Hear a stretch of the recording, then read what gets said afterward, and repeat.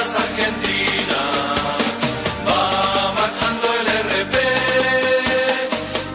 incorporando a sus filas al pueblo que tiene fe. Va marchando al combate, voz de la revolución, que entrega al pueblo el mando de esta grandiosa nación. Adelante compañeros, adelante sin parar, que con nuestro pueblo en armas nada ya nos detendrá. Que con nuestro pueblo en armas nada ya... Escuchábamos la marcha del Ejército Revolucionario del Pueblo, que fue fundado en 1970. Si bien hoy vamos a homenajear el 60 aniversario de la fundación del Partido Revolucionario de los Trabajadores, que fue el 25 de mayo de 1965. Pero el partido no tiene marcha, sí la tiene claro. el ER. Por eso hemos puesto la marcha del ER.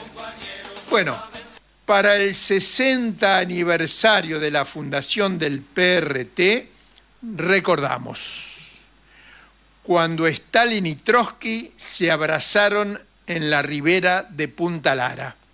Bien.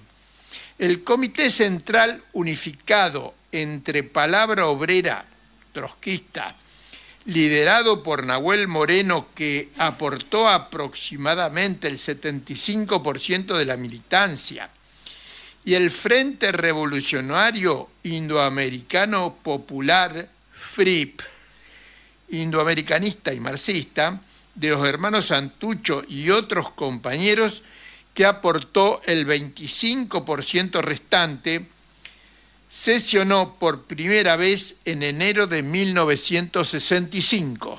Antes de eso hubo un proceso, ¿verdad? Claro. De confluencia. Un proceso de confluencia, el Frente Único, FRIP Palabra Obrera, y en enero se reunió por primera vez el Comité Central, mientras que la reunión de su primer congreso se realizó el 25 de mayo de ese mismo año, en el que adoptó el nombre de Partido Revolucionario de los Trabajadores, PRT. En los casi 3 años que pasaron hasta el cuarto congreso realizado en marzo de 1968, se fueron profundizando las diferencias iniciales entre una concepción economicista espontaneísta y una embrionaria política revolucionaria. Esas diferencias fueron plasmadas en el llamado documento del Cuarto Congreso, que funcionó sin la presencia del ahora minoritario sector de Nahuel Moreno. Este documento establecía las bases de un partido revolucionario de la clase obrera, considerando a esta el lugar fundamental de su construcción, de su acción política y la decisión de iniciar la lucha armada revolucionaria. El documento realizaba una contribución al marxismo internacional de enorme significación al comenzar la superación de la división del movimiento marxista-leninista entre el trotskismo y el stalinismo. Dicho así nunca se dijo, pero no le estamos faltando a la verdad. Está escrito. Uh-huh. Si bien en el documento no hay una reivindicación de Stalin, ni tampoco lo había en la militancia, pero sí de la línea de Mao Zedong, de los vietnamitas Ho Chi Minh y Vo Nguyen Giap, de la Revolución Cubana con Fidel y el Che. Ese monumental aporte al marxismo-leninismo estaba originado en un genuino compromiso revolucionario y fue sustento de su fortaleza y creatividad en el plano teórico. En proporción directa con su vinculación al movimiento de masas y su protagonismo en la lucha política revolucionaria, fue afirmando su concepción leninista y se convirtió en uno de los pilares del marxismo latinoamericano de Mariátegui, Fidel Castro y el Che Guevara. La revolución permanente dejó de ser un esquema teórico para Europa y se plasmó en una concepción que interpretaba la estructura económico-social de un país que tenía su desarrollo capitalista vinculado al mercado mundial desde la colonia y que producto del proceso de sustitución de importaciones había logrado un incipiente desarrollo industrial que fue caracterizado como pseudo-industrialización. Pero la burguesía nacional, ni antes ni después de la crisis mundial de 1929 a 1933, se elevó a una concepción revolucionaria, burguesa por supuesto. Obviamente.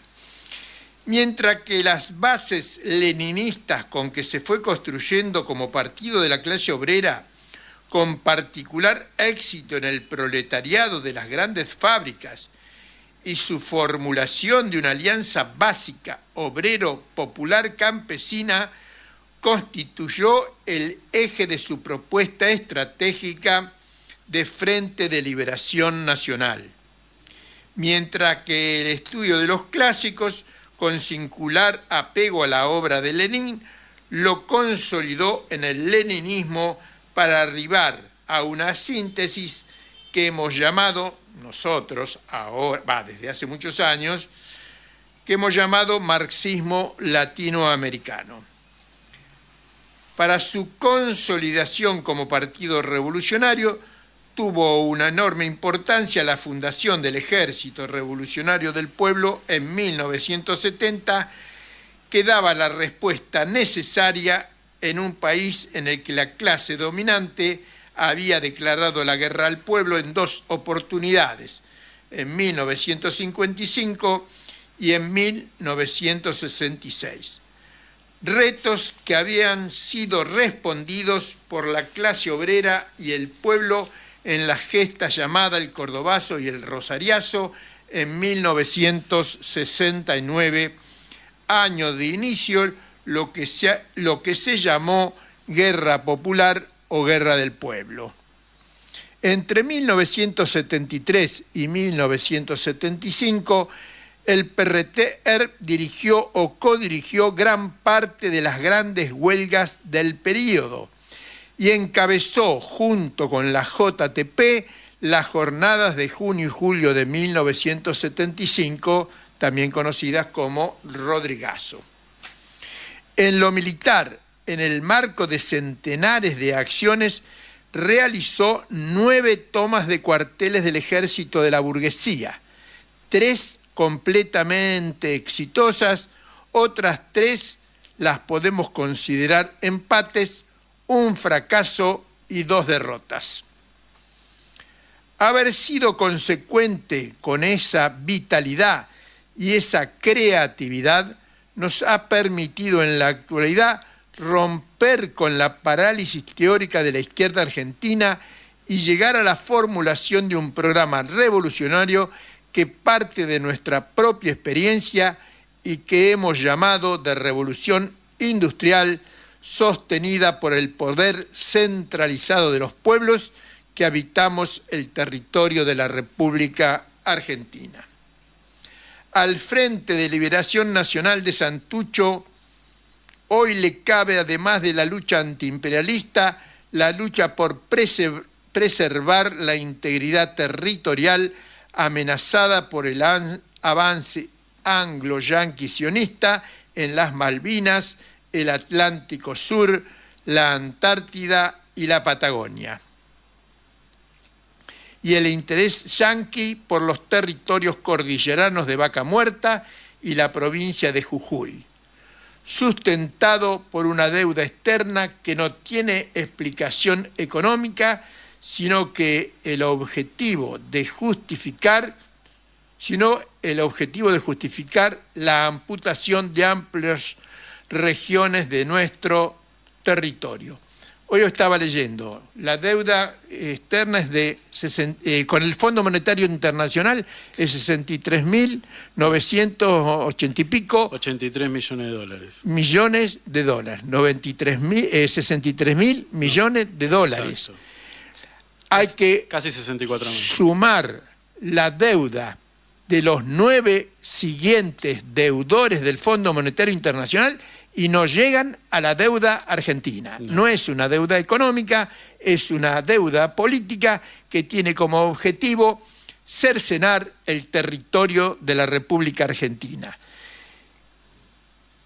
Es tarea a construir Partido Revolucionario del Pueblo Trabajador, unir a todo el pueblo argentino para luchar en contra de la explotación capitalista y contra la conversión de nuestra patria en una neocolonia del imperialismo anglo-yanqui. Vamos a hablar de Don Manolo. A ver.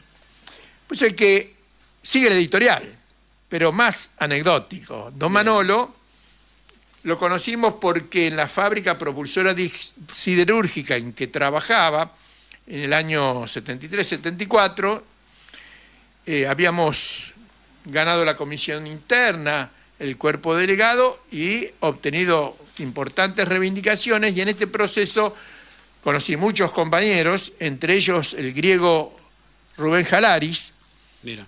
que un día me dice, el borracho le decíamos, Uy, no bueno. lo puse en el escrito porque... No. Pero bueno, así le decía. En la memoria popular. Bien. El viejo, con las reuniones con el viejo y con el borracho, a veces me quebraba y me tomaba un vinito porque Bueno, los debates entre compañeros. el viejo tomaba más que el borracho. Mira. Bueno, yo no, yo menos. Me dice, mi suegro dice las mismas cosas que vos. Bueno, llegó el momento de conocer al suegro, don Manolo, que vivía en una villa en Punta Lara, Ensenada, pasando la ribera sobre el río de la Plata. Bueno, fuimos a la casa, don Manolo tiene un almacencito de villa, de barrio, ahí Claro. que atendía a toda la familia, su compañera, sus 2 hijas y él. Todos habían sido militantes del Partido Comunista. Mira.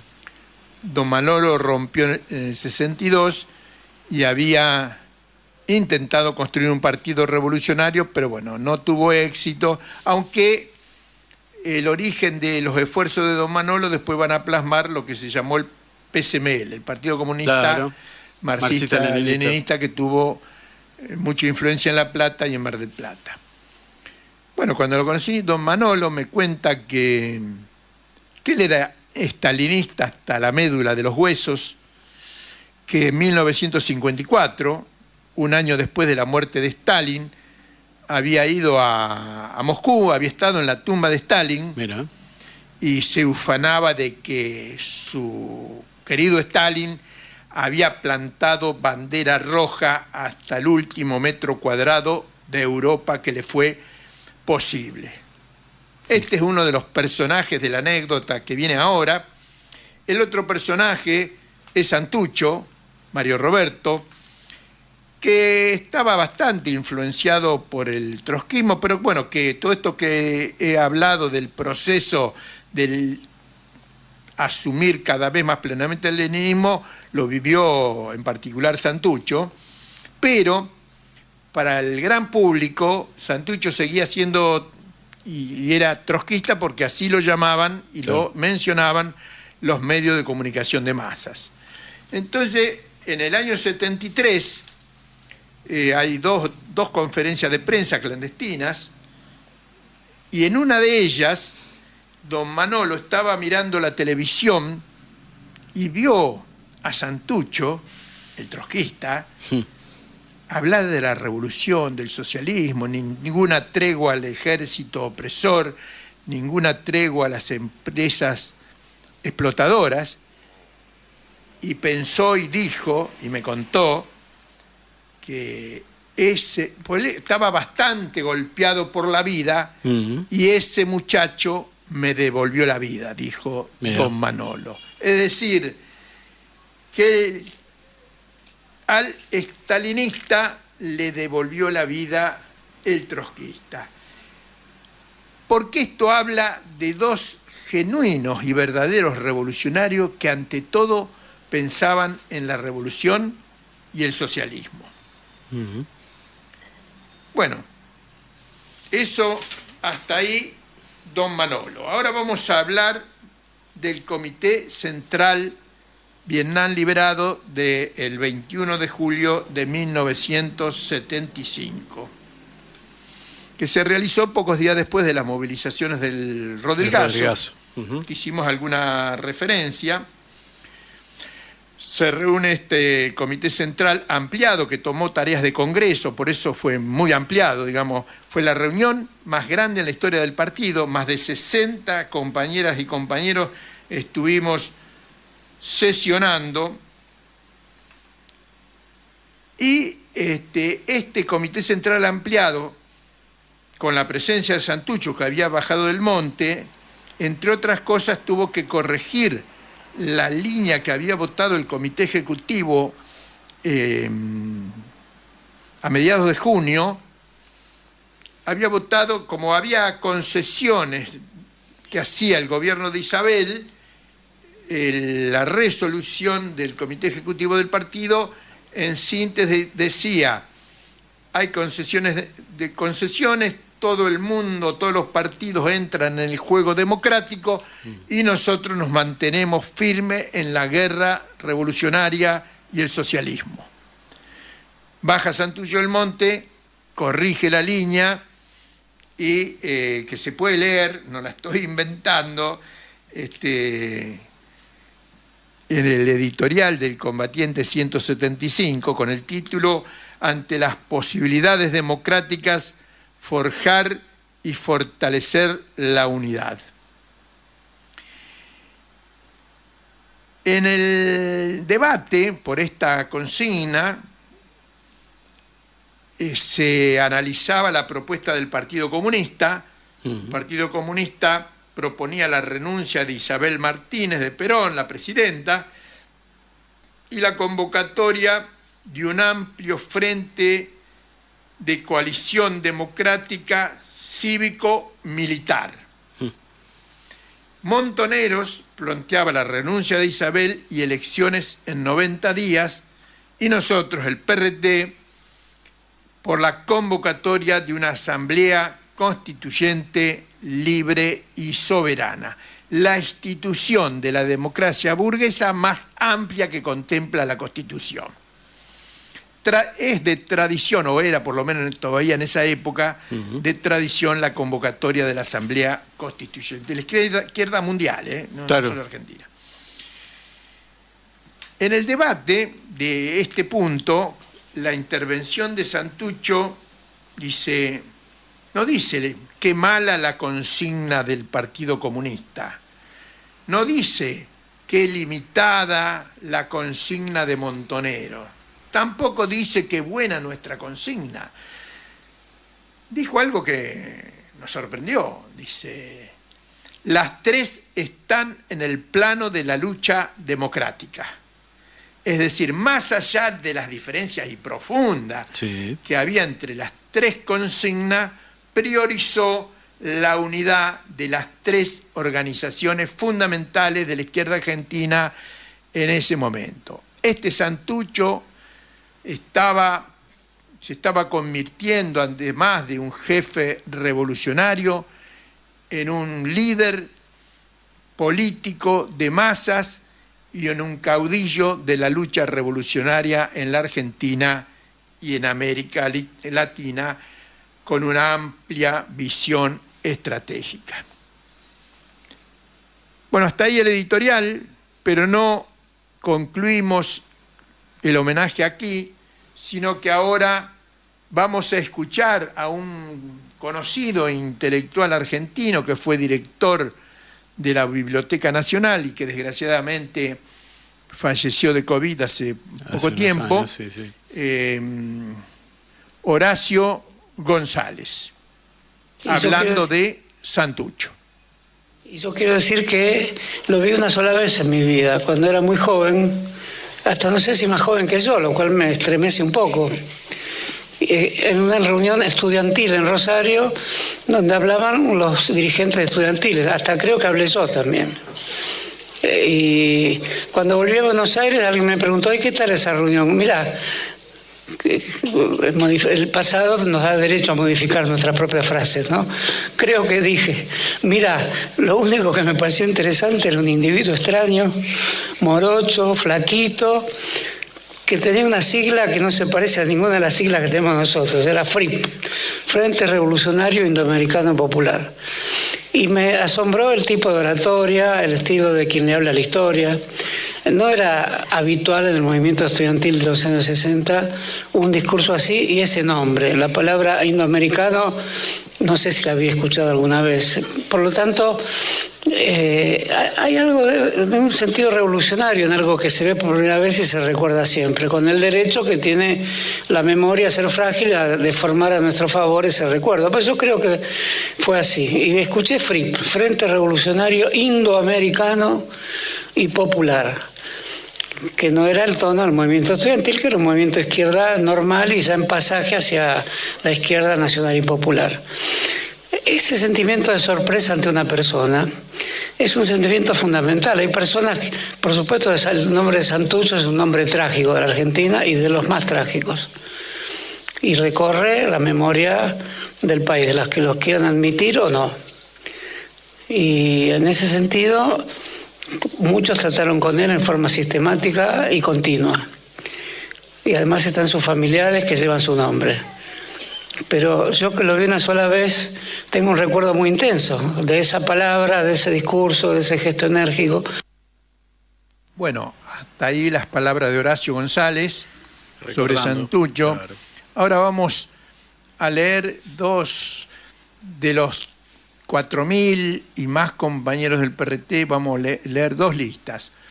Una, la primera, de los 10 principales dirigentes que nos hemos basado en hechos históricos para hacer esta lista, bastante aproximada, y también una lista que hemos llamado las 10, o mejor dicho, 10 capitanas del ERP. Le sacamos el las porque puede haber 11 o 12. Bien. No eran capitanas todas, pero digamos la denominación sí las representa a todas. La figura. Nuestra- Bueno, ¿cómo vamos? ¿Mencionamos Vamos, primero a los sí, compañeros? empecemos con los ¿O compañeros. con las compañeras? ¿Qué hacemos? ¿Qué queda mejor? Dale, ¿Vamos con las Dayana. compañeras? Empezamos con las compañeras, dice Dayana ya. Liliana Delfino. Liliana era miembro del Comité Ejecutivo del partido, del Comité Central, del Comité Ejecutivo y responsable nacional de propaganda. Susana Gajero.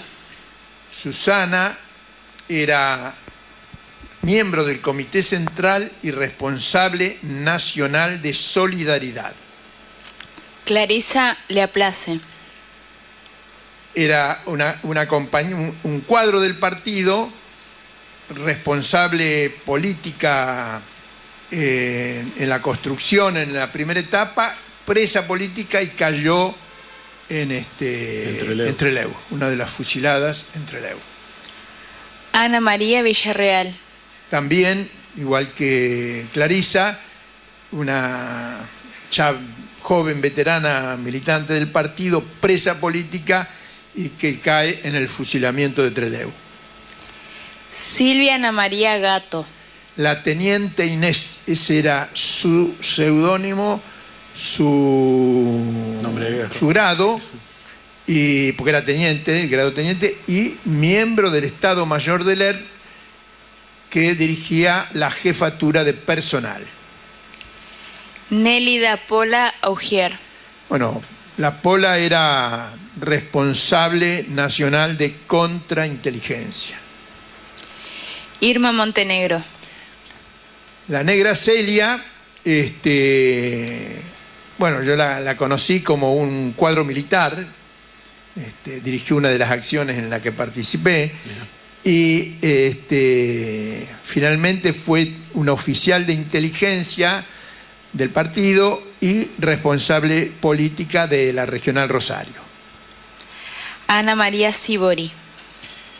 Ana María Sívori vive, era responsable nacional del Frente de Mujeres y además fue guerrillera rural a los 40 años, con sobrepeso y con diabetes. Una heroína.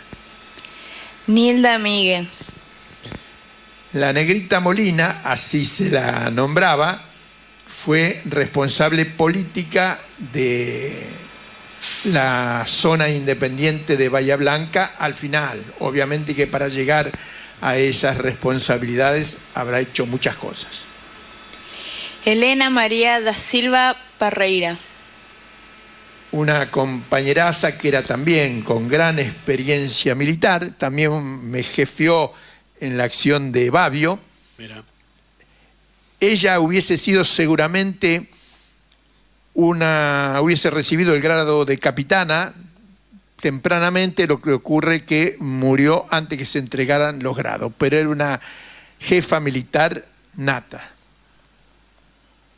Ahí estamos. Bueno, esas las 10 capitanas del ERP y ahora vamos con los 10 históricos del partido.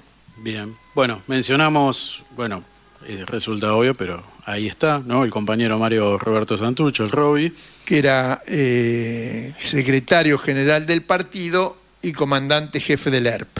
Exacto. Después el compañero Enrique Correarán Merlo. Que bueno, fue el primer jefe militar del partido, miembro del buró político y un legendario revolucionario latinoamericano. Ahí va. Luis Enrique Pujals. Considerado en el momento de la fundación el segundo hombre del partido y cae muy temprano, es secuestrado y desaparecido en septiembre del 71. Benito Jorge Urtiaga. Bueno, después de la caída de Pujals, Benito se va a ir convirtiendo en lo que para mí lo define bien, es lugarteniente de Santucho. Porque esa era la función que cumplía. Estaba en todos lados. Bien. Bueno. Bueno, el negrito Antonio del Carmen Fernández. Antonio el Negrito Fernández era la voz del proletariado revolucionario en la dirección del partido y Santucho particularmente escuchaba mucho sus opiniones. Bien. El compañero Juan Eliseo Ledesma. Obrero cordobés, a veces nos criticaban, dice, era un obrero, no sé si era delegado y los sacaron de la... Sí, no sé en qué circunstancias salió de la fábrica, pero un obrero sin preparación previa llegó a ser el jefe del Estado Mayor del ERP y dirigió las acciones más brillantes del Ejército Revolucionario del Pueblo. Bien. El compañero Juan Manuel Carrizo. Bueno, le decían el legendario. Ya algo dice, ¿no? Al lado de todos estos, y le decían el legendario. Las cosas que habrá hecho, seguramente todas buenas. Cuando fue secuestrado Ledesma, lo reemplazó como jefe del Estado Mayor del ERP. Ahí va. El compañero Domingo Mena, el gringo. El gringo Mena, con su vozarrón, era miembro del buró político, comité central, comité ejecutivo, era el responsable nacional de organización del partido. Bien. Y por último el compañero Luis Matini. Luis Matini. Bueno, Luis Matini reemplazó a Santucho en la Secretaría General y nos faltó Rubén Pedro Bonet, un histórico. Acá, no lo vi en la lista. Un histórico, no, pero yo los tengo bien. Está muy bien. Esta lista era 9, pero en realidad le agregué a Matini porque correspondía, pero como 10º. En los 9, primero, no. Los compañeros. Y Rubén Pedro Bonet, un histórico que era, digamos, le habían hecho algunas críticas, pero cuando estaba preso en Rawson, y presentó una autocrítica, se lo veía muy aplomado, muy asumido en su papel, y de hecho fue en la fuga, estaba séptimo, los 6 del Comando Unificado que salieron primero, el séptimo era él, por eso fue el que asumió la responsabilidad política de los 19 que fueron detenidos en la base, en el aeropuerto de Trelew. Exacto. Bueno, Bien. y obviamente fusilado en Trelew. Sí. Bueno, hasta aquí el homenaje A los compañeros y compañeras. en el 60 aniversario de la fundación del Partido Revolucionario de los Trabajadores.